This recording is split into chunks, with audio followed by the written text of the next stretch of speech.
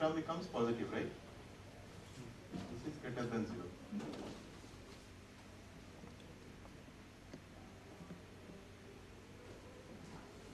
So what do you mean by that? Basically means that this term wins over this term, right? So if I put that back there, so minus 4 pi g by 3.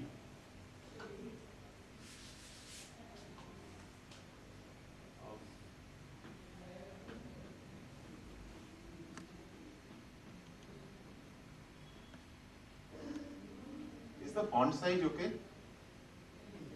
Whoever is at the... So this one wins, right?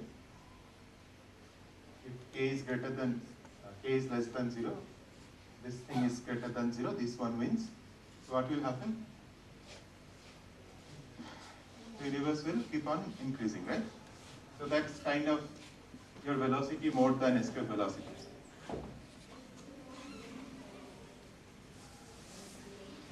If k is greater than 0, this is negative, so this term has to win over this term. So your potential is more, such that it takes your whatever universe back into itself. So which means now the universe will fall down. So let us draw pictures. So this is this t, this is a as a function of t. The first one was the universe will keep on increasing, expanding. The second term is it will fall back after some time. So there will be a maxima and then it will come back. What happens if k equals to 0?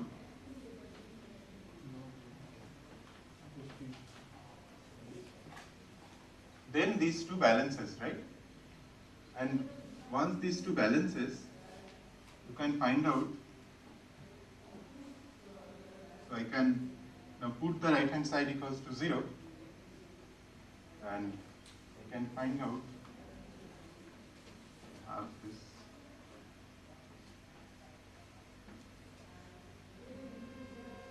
Right?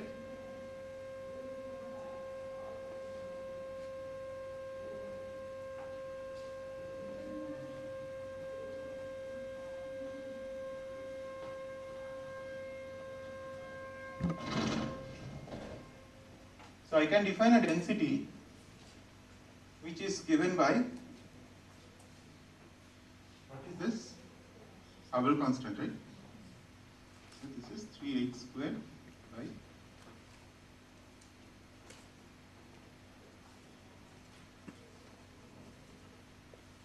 so this is called the critical density.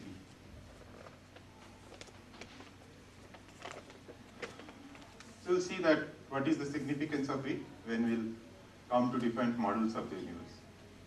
Okay, the first thing we have seen is that what are the meaning of different values of k. What does it do to our universe? So k lesser than 0, universe expands indefinitely, k greater than 0, it falls back. So if you think of this as a big bang, this is, what is this called? Big crunch, kind of. So things are expanding and then at some point gravity wins, so things again falls back. And then the other thing will have, it will go like that. So it will asymptotically become 0. Okay, fine. So this is what we finished yesterday. So we'll go ahead and we'll try to see what are the different solutions for this universe, for these equations. First of all, let us examine the equations.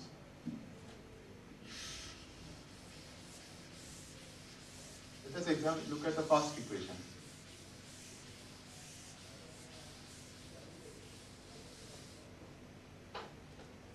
So what is the first equation? You have acceleration in the left hand side, in the right hand side you have rho plus 3p squared, 3p by c squared, right? Now think of pressure to be positive, which is the usual case. If pressure is positive, density is always positive, right? Then the right hand side is always negative, it can never be 0. If it is never 0, then you always have some expansion of the universe, expansion or contraction, whatever. The A is a function of time, basically what I am saying, telling you is that. So A double dot, the right hand side is non-zero, so even A dot is a function of time. If I look at this equation also told you, just now we have seen that A is a function of time. Which means the universe is not static, it's changing with time. So by the time these equations came in, there is no reason to believe that universe is expanding or contracting, whatever. Hubble's discovery was not done. So after looking at these equations, Einstein, he said that the universe is static because that is what was seen up to that point of time. So he thought that whatever has given rise to this equation, there is some problem in that. So what gave rise to this equation is the Einstein equation, right? G mu nu equals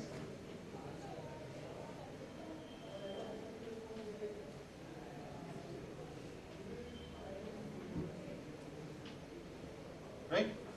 And Papuma will tell you how do you get to this equation, but I will give you a very, very brief of how do you get to this equation. So this is something, if I differentiate it, it's called covariant differentiation in case of when you are dealing with taut spacetime.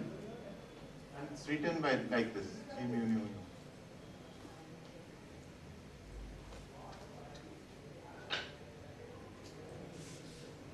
I'll do it for this one. This is 0. And Q mu nu is the energy momentum tensor. And this is basically the conservation of energy momentum tensor.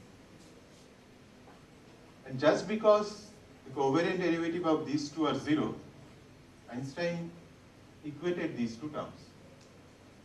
Okay. Now there is one more thing, covariant derivative of which is also 0, which is our metric. So Einstein said that maybe, so this is kind of integrating this thing, right? So this equals, so I equate these two, then I integrate over whatever differentiation I have done, the differentiation gets cancelled out. So first thing you get is this equals to this.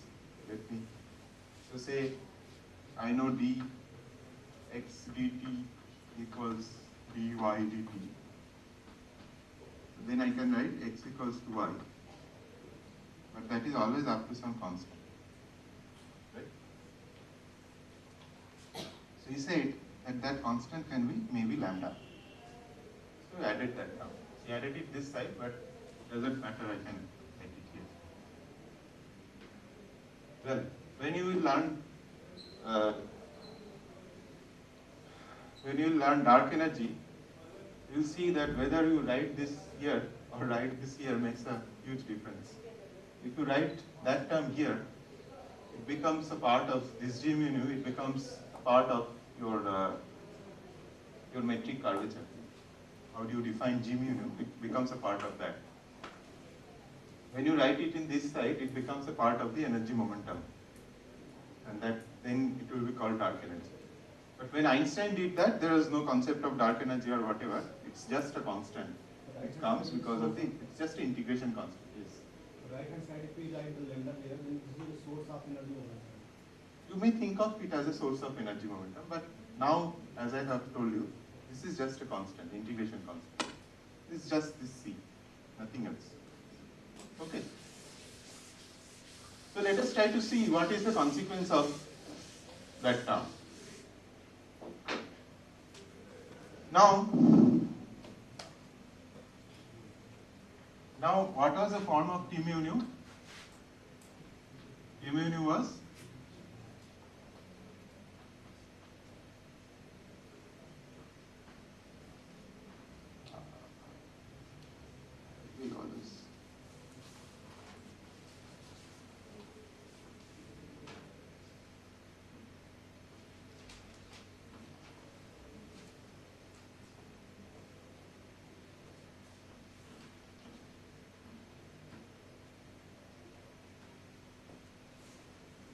This is a form of P mu nu. Now I can do, so I already know if this is the form of P mu nu, what is the solution of that equation apart from this part, right? So I do a trick. I defined P tilde and rho tilde such that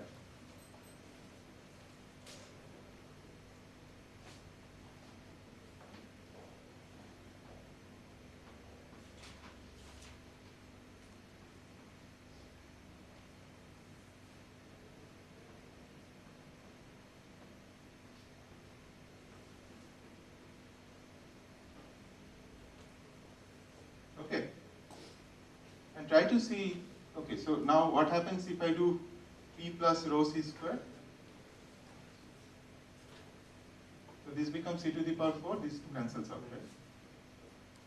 And what is my P? P is nothing but an extra term which is e to the power 4 by, sorry, lambda c to the power 4 by 8 pi g. Now,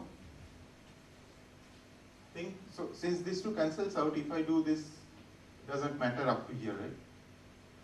But what happens if I replace P there? So I get an extra term which is lambda g mu n, right? Because this c to the power 4 by 8 pi g cancels out with this one. So I get an extra term lambda g mu n.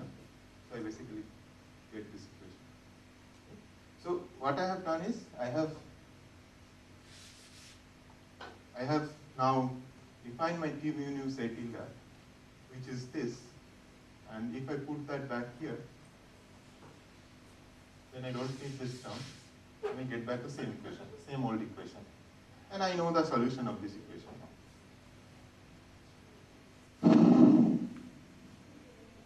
So once we know that, let us ask the question.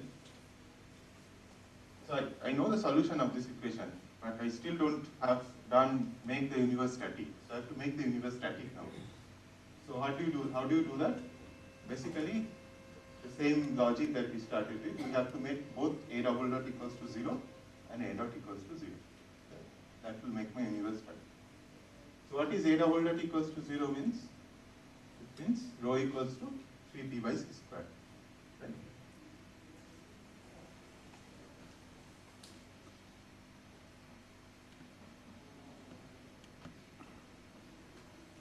And now I have these. Minus. And what is the other thing means? This thing means? So for the time being, let us assume that k equals to 0. So we're dealing with a flat universe. Okay, we are not dealing with a flat universe. Sorry. So we have rho equals to rho tilde. I have to put rho tilde over here. So that becomes, what is rho tilde now?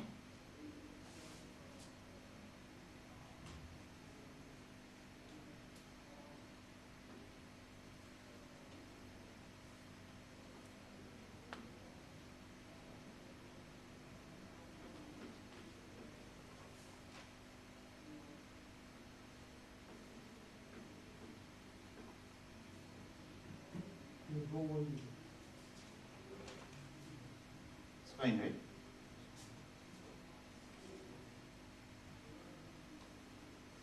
Okay. So let us do one more assumption here, which is that we are dealing with only non-relativistic matter. And for the non-relativistic matter, you can assume that this P equals to 0. This is equals to 0. If that is the case, then what happens? What is P tilde? P tilde is, so this is minus 3 by c square, and P tilde is this, which is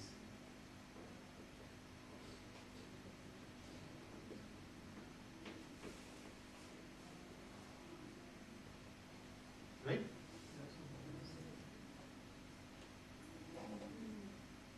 What? This one.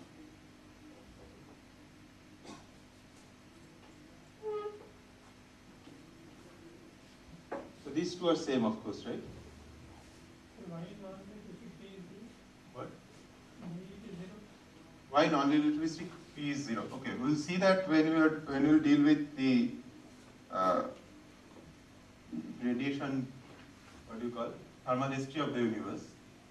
We'll see it today also a little bit, but let us for the time being assume that all non-relativistic P is 0, pressure is 0. Yeah.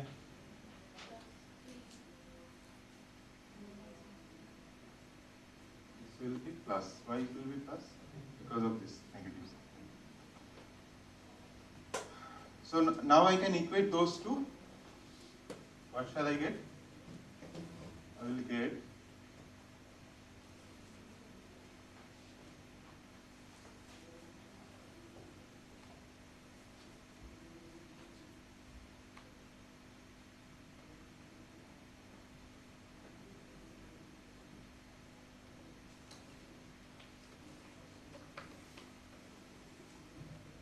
right?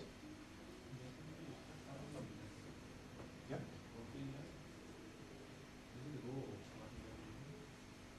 What I have written? Oh yeah, right, sorry. This is rho what I have written.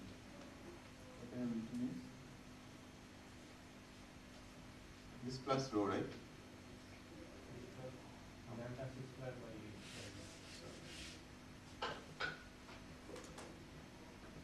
This plus lambda c square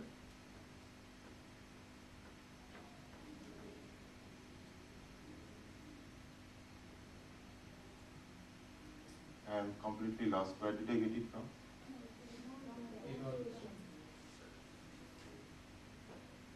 This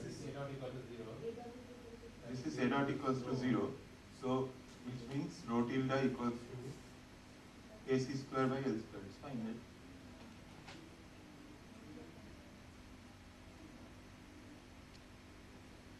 It's rho tilde I am writing. So you have to replace rho by rho tilde over there, right?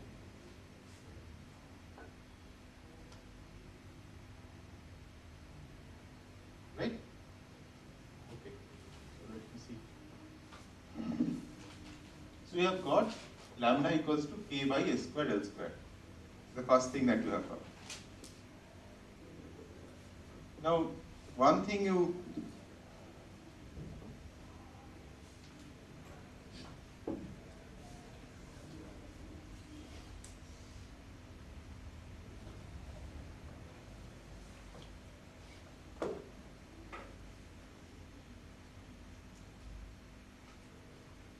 can do a little more. You can calculate what this rho is now.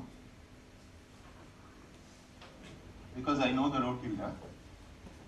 So this rho will be rho tilde minus this, right? So rho tilde is pkc square, whatever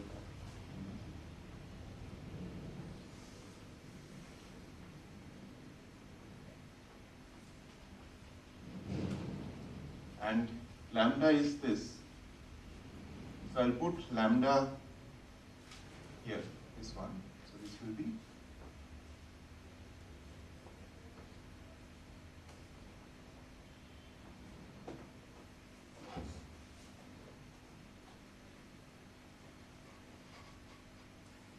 fine.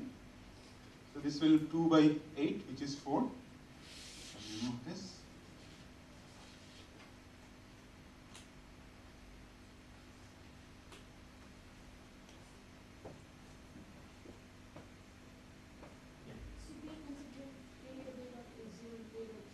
Both are 0. Yes. Then no. Okay. So you have these two equations to solve, which gives you A as a function of time, right? And I seek for a universe where A does not depend on time. So then what do you want to have? You need to have those two. So right now You are considering a static universe. So Einstein thought that the universe is static, so he asked the question, what shall be the, what should he do to make the universe static? He added a constant lambda, and we are trying to find out what value of lambda, what form of lambda will give the universe static. Exactly. Right. So now, okay, let me tell you what are the steps. First of all, I wanted a static universe. For that, I saw that I can add an integration constant to this equation. If you don't have tilde, I can add an integration constant which is allowed in that framework, right? So once I add an integration constant, I can write down, so then I ask the question, so integration constant has a constant value lambda, which you call the cosmological constant. And then you ask the question, is there a value of lambda or form of lambda that will make the universe static? So we are trying to see that. We are working backwards, yes. What the form of lambda we are trying to find out. Now, to do that, what we have done, we said that we know the solution for this equation, which are those equations. We tried to cast the new equation in form of this equation. To do that, we have defined rho tilde and p tilde. And then, if you define like this, it becomes again the old equation and you know the solutions. Now, I am using the solutions and the fact that a double dot equals to 0 and a dot equals to 0 to find out what is the form of lambda. Okay? And I have arrived up to this. So here, rho is greater than 0, right? Density. It's always greater than 0. So for this kind of universe, your k will always be greater than 0. This is the first thing that you see. Okay.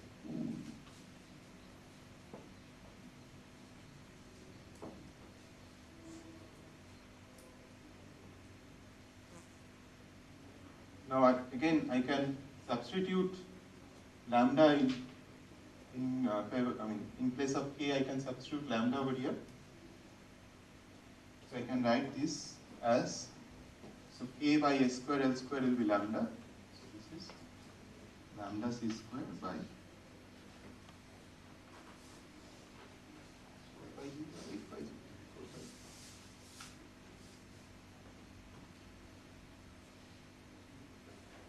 so then I get a lambda which is 4 pi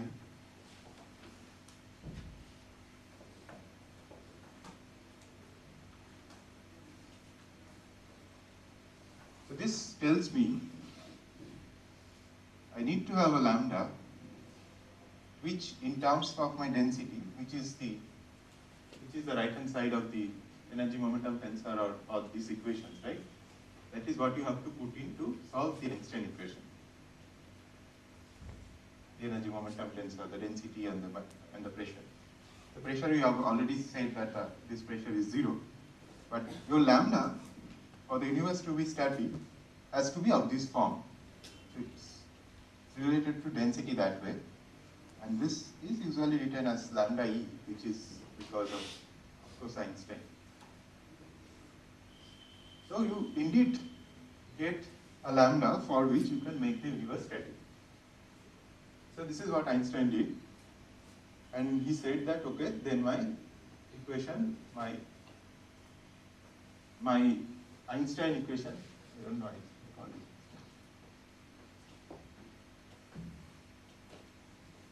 Should look like this. Now later, as I already have told you, this Hubble expansion was discovered. Hubble saw that the galaxies are moving away from us, etc. And once he saw that, then there is no need of static universe anymore, right? Because you have already seen the universe is not static, so you can live without lambda. But okay, so as you will see that as if today we need this term to explain the behavior of the universe, the expansion of the universe, how it happens. But Einstein, when he looked back to this calculation, here what we have done is we have made the universe static. We have not asked the second order question whether it is a stable equilibrium. So we have made an equilibrium. So this is the equilibrium condition for the universe to be static. So he did not ask the question at that time whether this is a stable equilibrium. So if I change lambda e to be a little bit, if I change the lambda e a little bit, will the universe come back to the stable form, or will the universe will not be stable anymore? It was found that once that stability analysis was done, it was found this is an unstable equilibrium. And that is a very serious thing, because if it has to, the universe has to stay in an unstable equilibrium, then your lambda e, which is just a constant value, has to be very, very finely tuned, right? And that is a very bad thing to be for a physical theory, that your particular parameter needs a very special value for your theory to work.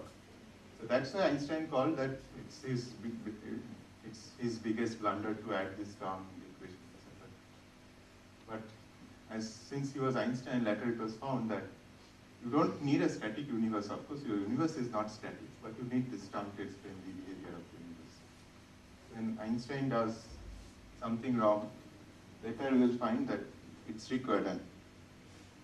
And last time when I said that 2011, when they saw that the universe is accelerating, that is because of this term lambda. And we'll come back to that, how people actually found that the universe is accelerating. Okay.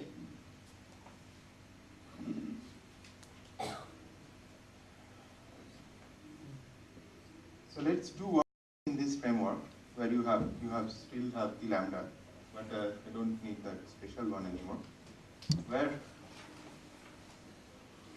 so now think of a situation where you only have lambda, you don't have any pressure, so you basically don't have any matter. The universe is completely empty. You only have this term, so this term is 0.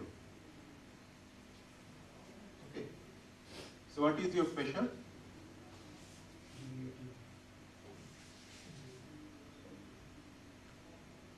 Right?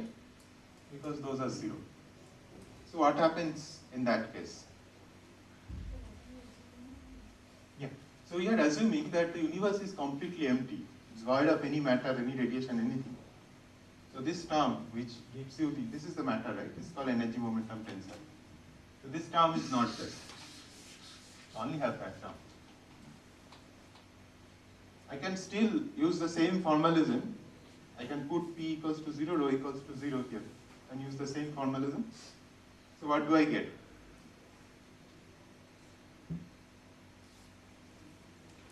So what I am doing is, what I have to do is now, in case of P and rho, I have to put those values, right?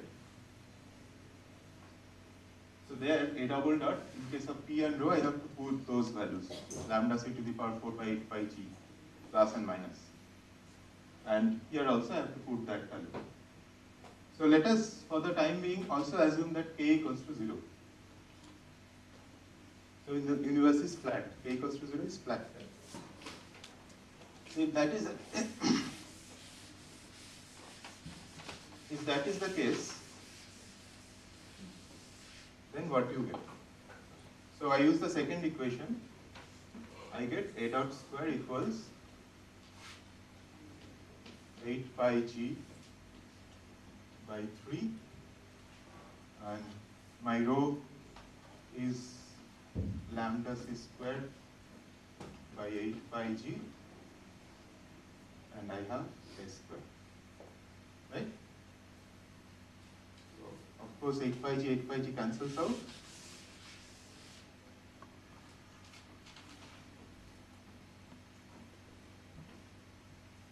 Right?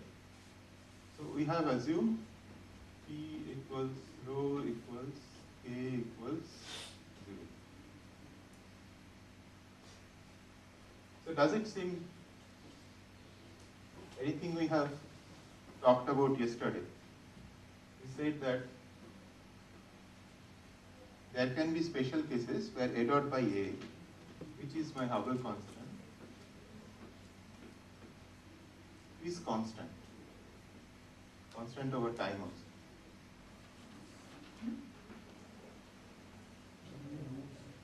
Yeah.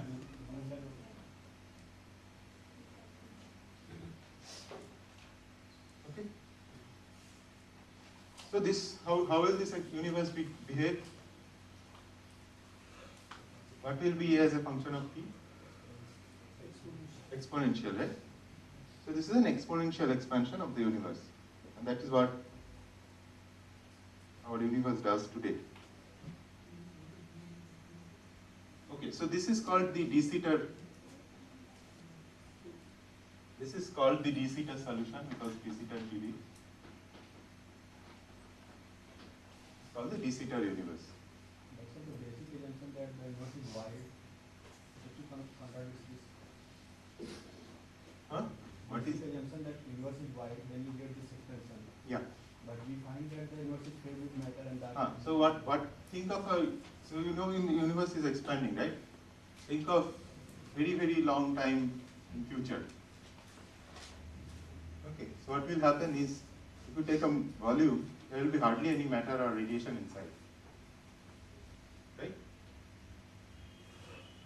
So that's a physical condition, physical situation when this can actually happen. But this is just at that time, this is just a mathematical exercise. That basically what de Sitter wanted to see is, what is the effect of this term, new term? What is the effect of only this new term? That is this. It gives you an expansion which is exponential. Okay.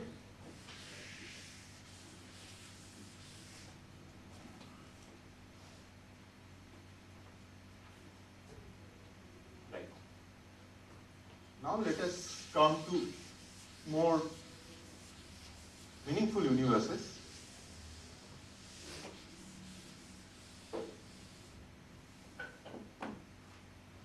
Okay, so I will answer your question partly, which is, say I know the number density of atoms at a given momentum and temperature. Okay. I ask the question, what is the energy density? Which is what I have been using, right? How do I calculate? So this is for one interval of momentum. So I have to multiply it by the interval. I have to, since I am calculating energy, I have to multiply it by energy at that momentum, and I have to integrate over all the momentum possible, right? That's how I do it. And what is the energy of a particle with momentum p? Square, this is square plus m square. P squared.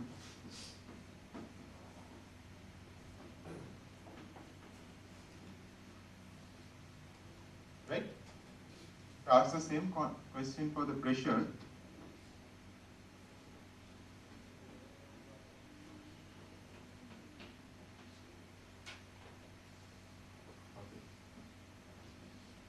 Now that is the part I will not answer today.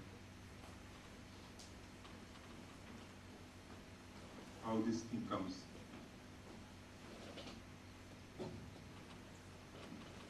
So, okay. So if you try to, so this is the pressure and this is the momentum. Right? This is capital T. So the right-hand side of the first equation is the energy density, which means the left-hand side should be rho c squared.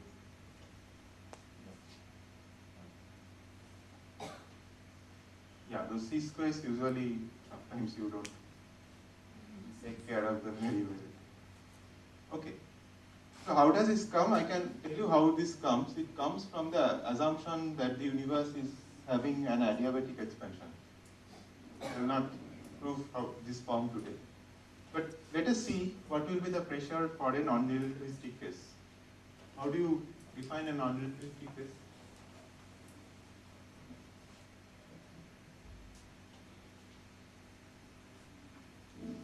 MC squared is m squared divided by c. So basically your momentum is very less than the mass, right? So again, right? So then this thing basically goes away. So your pressure is 0. What happens for relativistic case? This is non-relativistic. It's the other way around. And if it is ultra relativistic, like photon, you don't have any mass anymore, right? So this is plus.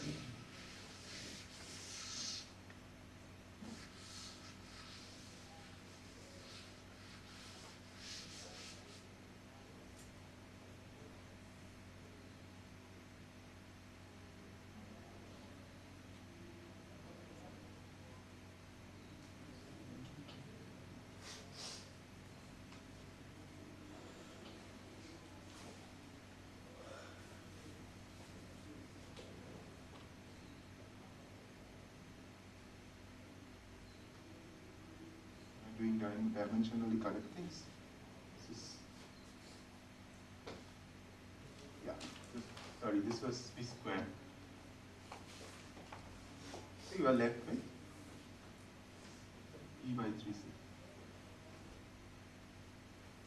I think it is p square c square. This is somewhat looking like pressure due to radiation. Huh? This is pressure of radiation, 1/3 rho EC, right? So 1/3 rho c. Exactly, that's what it is. So P is 1/3 rho in that case. Okay, c square. Okay, so you will use these two. So one is that for the non-relativistic case, your pressure is 0. For the relativistic case, your pressure is 1/3 rho c square. So that's how the pressure and density is related. So that is what we wanted to. I told you that these two equations cannot be solved until you know pressure in terms of density or density in terms of pressure, because those are two also. And you need one equation to solve them, right? Which is this equation, which is usually called the density of states. And we'll deal with two matters where the density of states are given by these two formulas. Okay? So let us do for the first one, which is the non-relativistic case usually known as dust. So P equals to 0. Non-relativistic.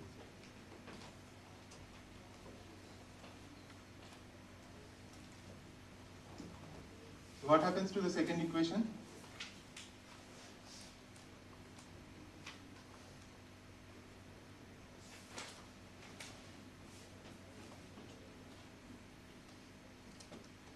And for the time being, we also, let us assume that k equals to 0.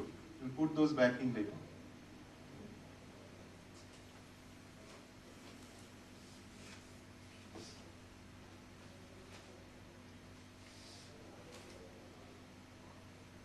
Right. Now I have to know, what is left to know is how rho depends on A. If I know that, if I put that in this equation, then I can solve this equation. Right? Now what is again, what case we are dealing with is non-relativistic case, which is like the ordinary matter. And if you remember that analogy, Newtonian analogy when we are doing, we had this n number of galaxies inside a volume, which I am looking at. And those n number of galaxies, they have a total mass of m. And if this volume is now expanding, it expands. So if this volume is now expanding, then what will happen to, so this m will remain constant, right? What will happen to the density? Rho will go as, right? Yeah. This is expanding 3D, so it will be minus 3. So I can write this as rho 0 a to the minus 3. Right? So which is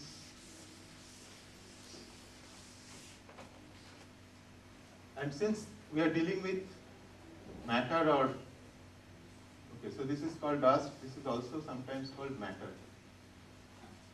As opposed to radiation, which is of course the relativistic case, right? So that's why I have put a m here. So this is, now somebody solve this equation.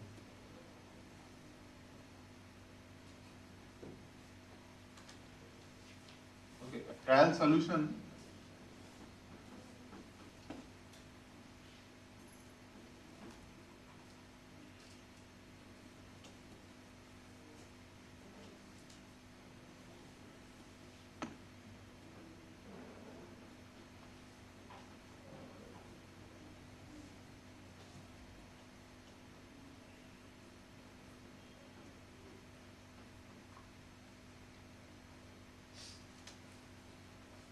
what happens to this?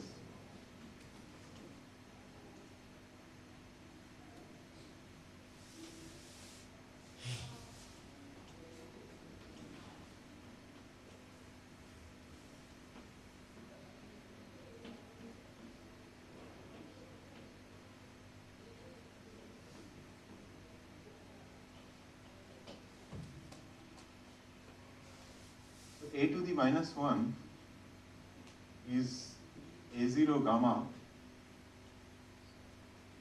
to the minus 1, which I can put there, and then e to the gamma, e to the minus gamma, which I can put here, right? Sorry, this one.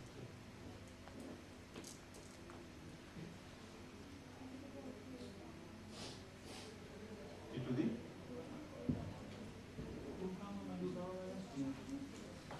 yeah.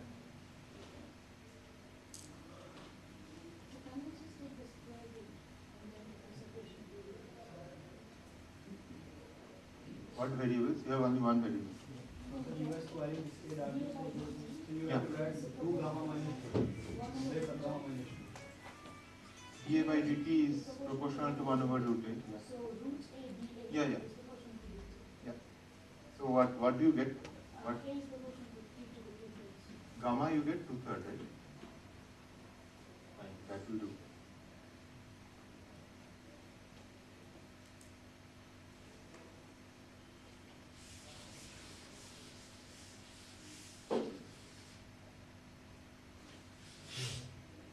What do you get for A0?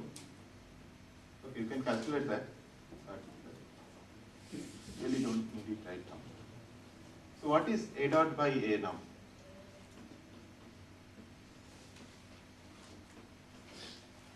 Certainly does not care about what is the value of A0, right? What is this?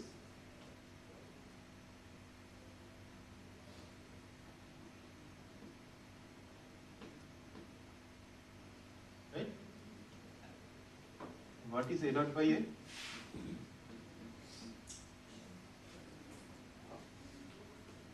Now what was my T? What was T equals to 0? What is the meaning of T equals to 0?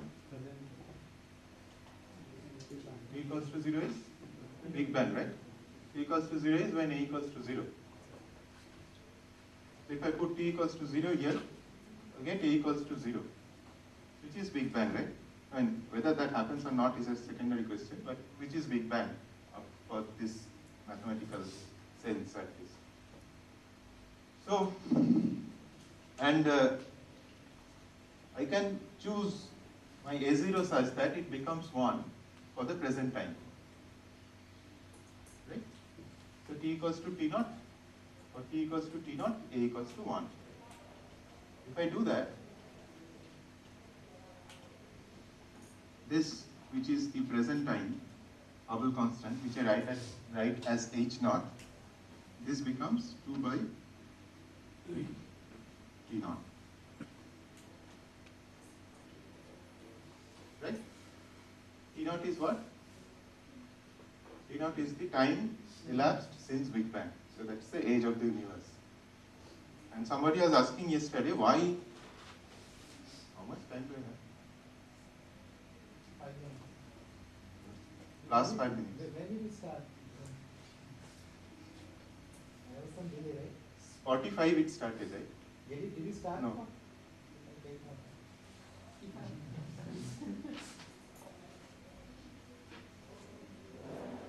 Okay, Okay. So this T0 is then the age of the universe, right? And somebody was asking why it is related to the inverse of the Hubble constant. This is the reason. And this, if you think now, it doesn't depend on that 2/3. I mean, I can write a general expression for A dot by T by AT, which will be at T equals to 0. Right?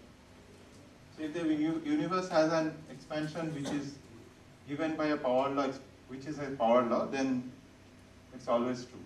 Your Hubble constant gives you the inverse of the age of the universe up to a multiplicative constant, which is 2/3 over here. Fine? Okay, let me quickly do the relativistic case. So what is relativistic case?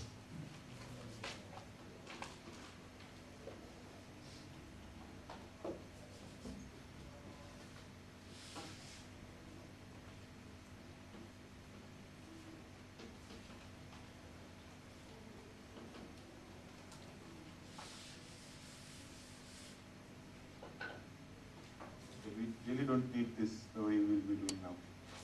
Now think of a photon. How much energy does this photon have? Which has frequency lambda, sorry, wavelength lambda.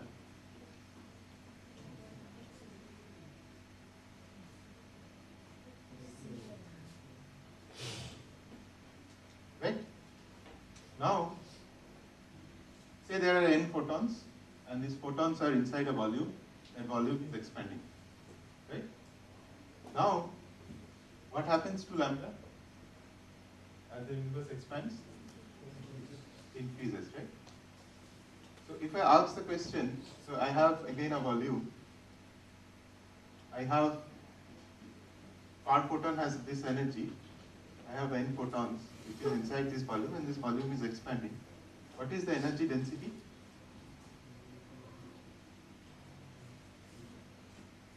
What happens to it? It decreases. It decreases by 1 by a cube because the volume expansion you have, and it decreases by an additional 1 by a. Why? Because of this lambda. Right? So now I can write my rho, which is radiation, for radiation equals to rho say R naught.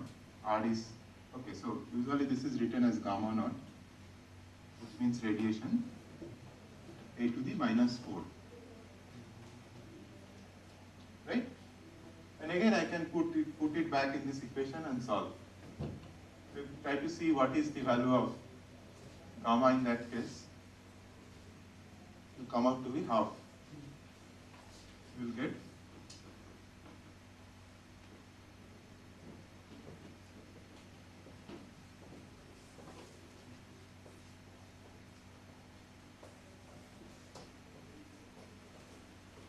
in principle, I can do the same thing without any density, only putting in K. Right? What will be the value of that in that case? That we have already seen. That was the cosmological constant theory. Okay. So let us now, since we have seen the radiation and matter separately, let us now say, well, I work for equation of state, which is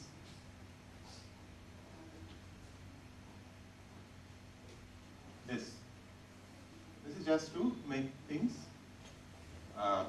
more general. So omega is 1/3 for radiation, omega equals to 0 for matter. It can have any other exotic form, 1 and -1 for the time being. Sorry, not -1, 0 and 1. You can have any exotic form between 0 and 1. Now,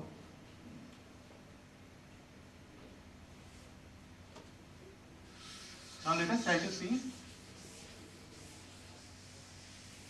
if I can find out a general expression for A as a function of T, using that in terms of omega. Now, as I said, the universe is expanding adiabatically, right? That is the assumption. So this is 0. What is this? This is the energy density plus P dT.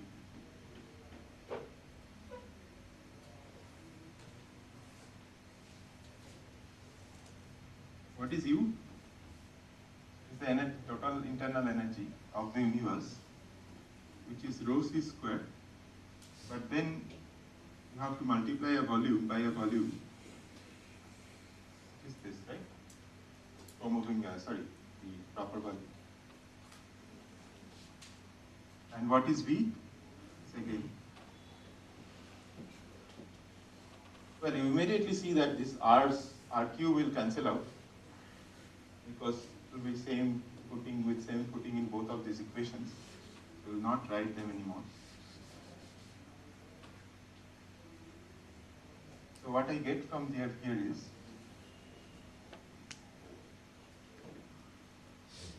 I can take C square outside.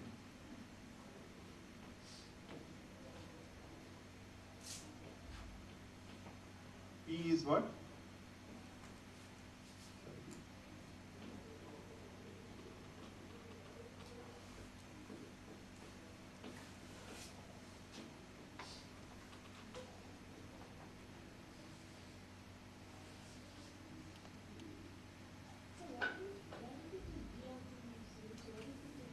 No, we didn't take 0. So we'll have R cube here. You put it back there, they will just cancel out. When R not equals to 0.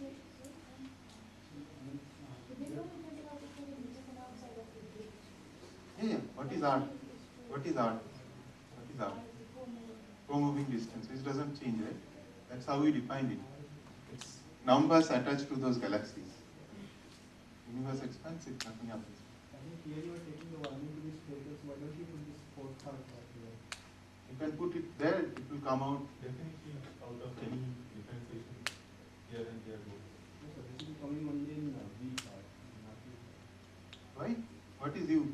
This is energy density. Okay. Now if I calculate my P, solve these equations,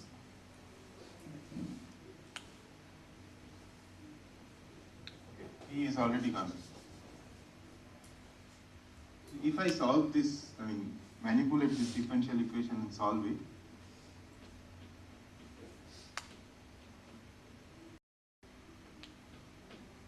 I'll get this.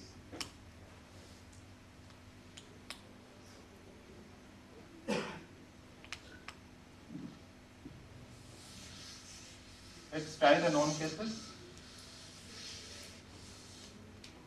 Omega equals to 0 for radiation, for matter, right? So rho equals to constant, non-reduced. Omega equals to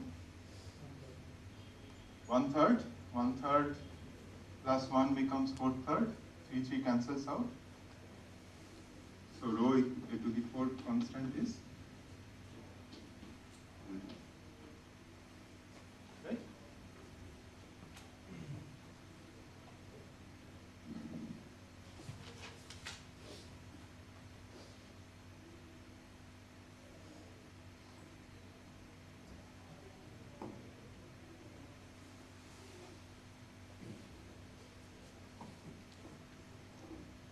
If you remember, the de-Sitter universe, you have the effective pressure.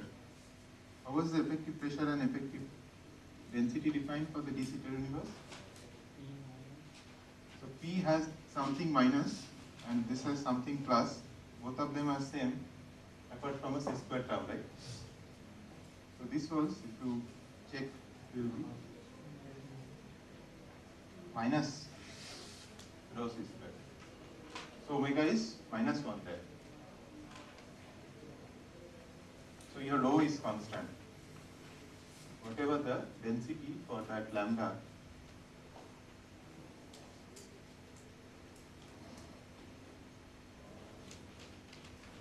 doesn't evolve with time.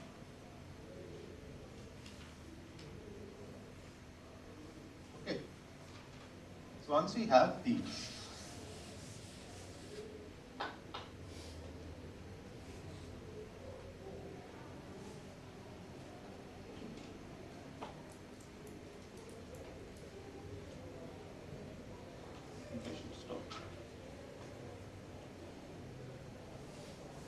we shall stop here and do it in the next class.